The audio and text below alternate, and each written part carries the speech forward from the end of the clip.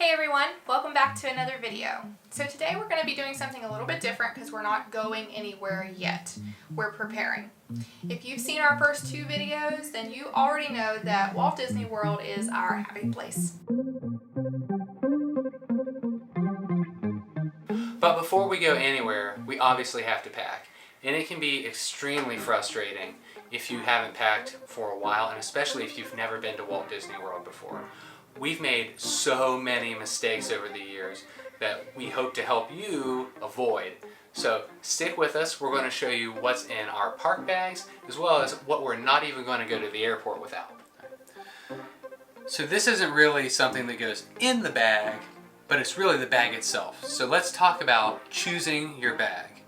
Our very first time at Disney, we used one of those drawstring bags that we ended up buying from the park because we didn't show up with anything.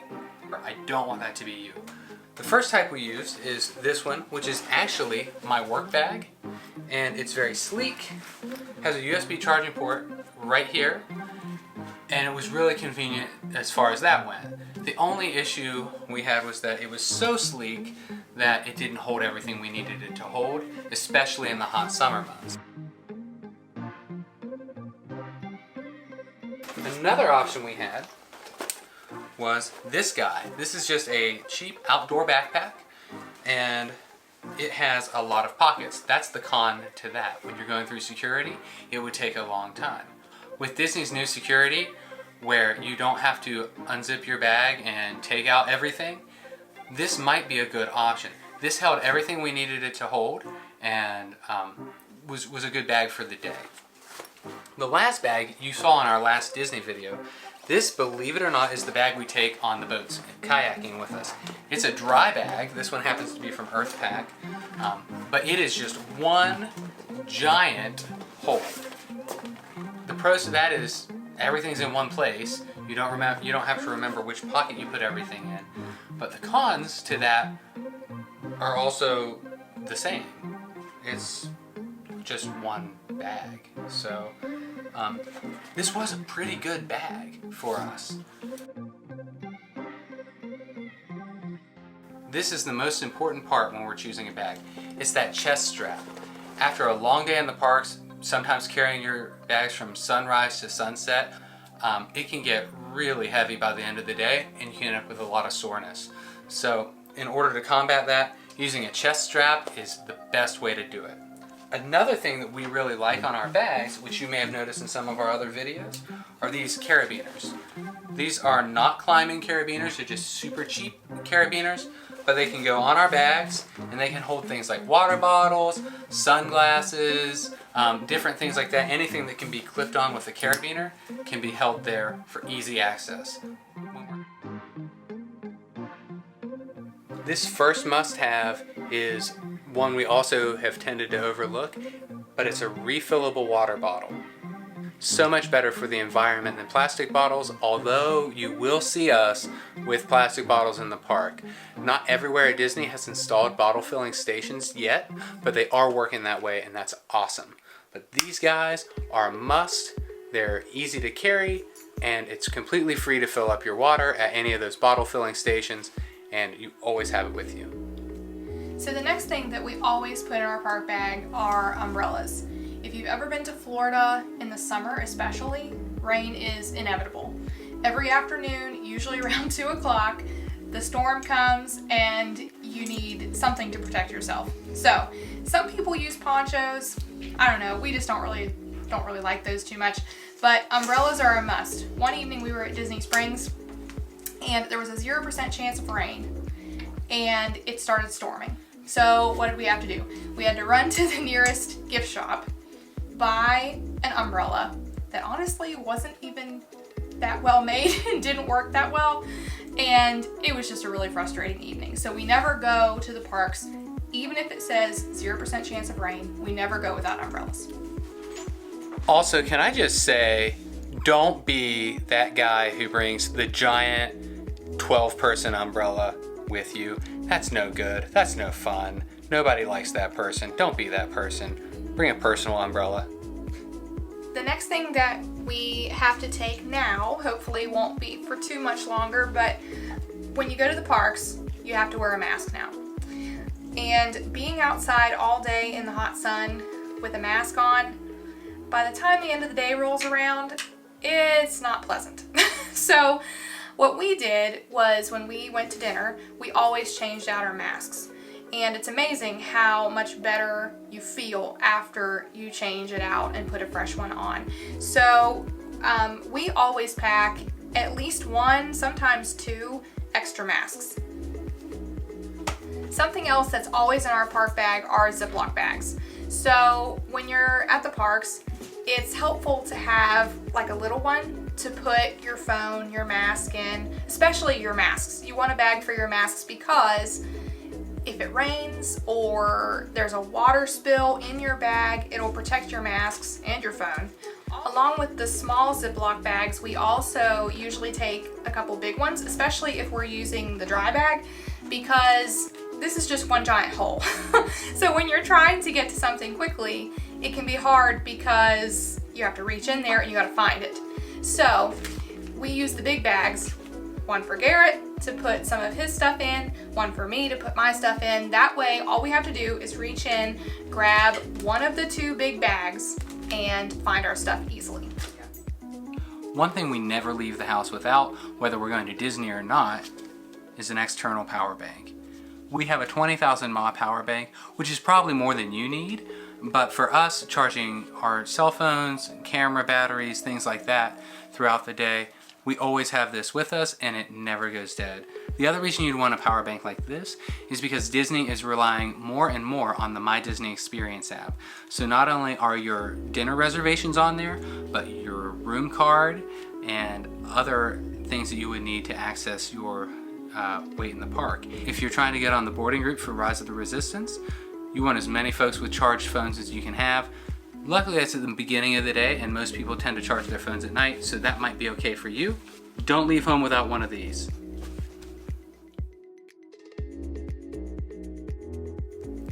Two other things that are really helpful to take in your park bag right now are gum and lip balm. So gum is especially important because when you go to dinner or lunch and you eat, you take your mask off, obviously. Then when you put it back on, depending on what you ate, you might be smelling that and you might not want to smell it for the rest of the day, whatever it is you ate. So gum is really nice to freshen your breath so you're not smelling it in with the mask all day. And then lip balm, we found that your lips can really dry out, believe it or not, underneath the mask. So it's helpful to have some lip balm if your lips start feeling dry. It just keeps you comfortable. One of the most important things that we always have in our park bag are Disney gift cards. Disney gift cards are a great way to budget ahead of time for what you're going to spend on meals and souvenirs. Tickets and hotels are really expensive, so it's nice to kind of take care of a little bit of the extra costs that go to food and souvenirs ahead of time. So what we do is we go to the grocery store and we just toss one of these in our cart pretty much each time we go. That way they just accumulate and then you've already got your food and your souvenir budget before you ever go. Now, Disney does offer dining plans that you can purchase ahead of time, and we've tried those before, and what we found for us is that we just can't eat quite that much food that you have to eat in order to make it pay for itself. So the gift cards have been a really great thing for us. Sunscreen is a must when you go to Florida, so this is also always in our park bag. The sun in Florida is brutal, especially in the parks, so you always want to have some of this so you can reapply. Something that's very important to take to the parks right now and always is hand sanitizer. Now, Disney has done a great job at installing hand sanitizing locations at the beginning and the ends of every ride and throughout the parks, but it's really nice just to have your own. So those are a few things that we never leave the hotel room without when we're heading to the parks. But Garrett and I each have some things that we never go anywhere without. So let's talk about those really quick. We not only travel a lot for fun, but I also have to travel for my job quite often, and I have to have my coffee. No chain can give me the quality coffee that I have, and this is one of the best ways to do it. For me, it's completely necessary, although for some, you might consider this overpacking. I always bring my handheld grinder from Hario. It's a Japanese company. We found this on Amazon. It is glass, but I haven't had any issues with it so far. I have a pour over cone and my trusty coffee filters that we bring from home. And then we also have this awesome electric kettle from Gourmia, and what I love about this is that it actually collapses down to be super small and fit in my luggage a lot better. Of course, I always have my own coffee cup, and so that way if we are in the parks, I don't have to carry around a paper cup. I have something that's a little sturdier and something that I can either hang on my bag or put into my bag and go on rides and not worry about it spilling. So coffee is a must.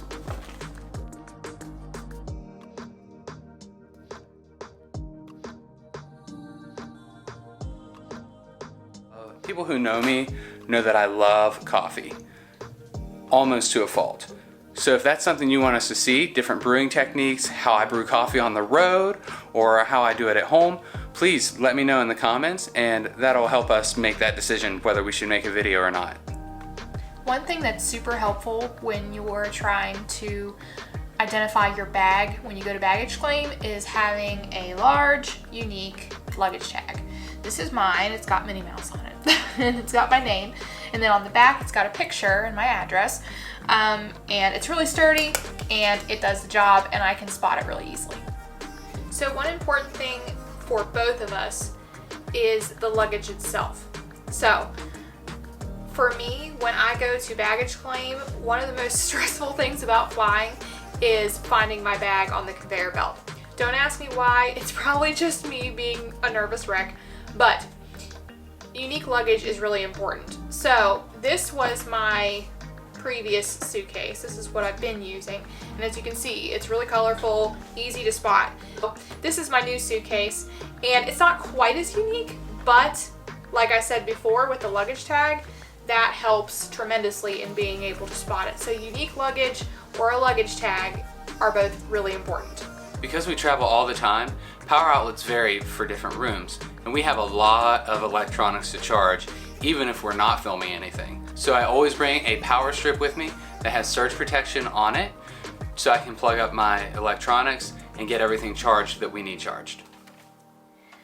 One thing that I have always done when packing to go anywhere is bring extra clothes and extra shoes. Now, not a ton, but enough to get me through in case something bad would happen. Garrett didn't always do this, and I think over the years traveling with me, he's learned that it's not a bad idea to have some extra clothes, extra shoes, just in case you get caught in a rainstorm or something happens and you rip something, or if you're on your trip and you decide, hey, I want to stay a couple more days, and there's not laundry around. But one thing that I am always traveling with now are these shoes.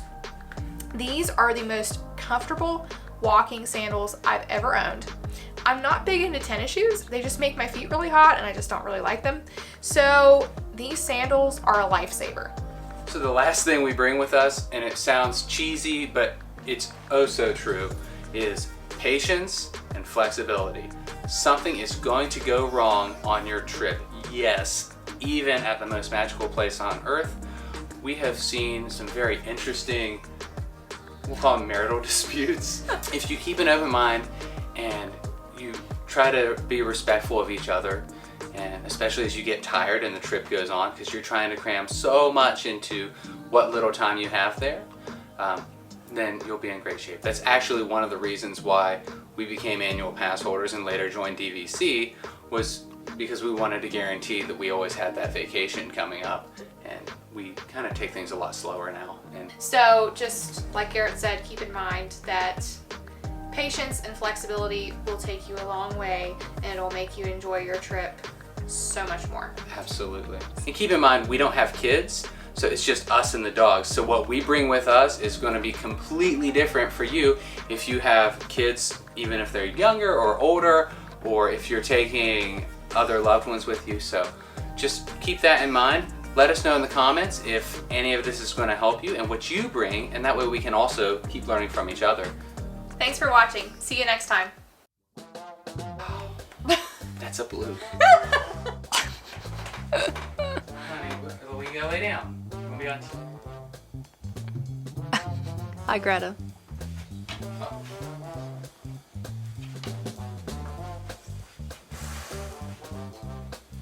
I don't know what to do.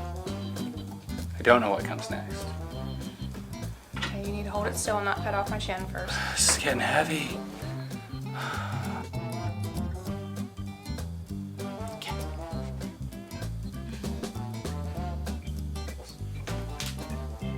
Hey Greta, we gotta do a shot, huh? Did I mention she struggled? Hey, you gonna get up or up or down? Aw, come on, babe. Like just the thanks, guys. Oh, yes. Oh my gosh! Bo did that, didn't he? Yes, he did. Good Lord.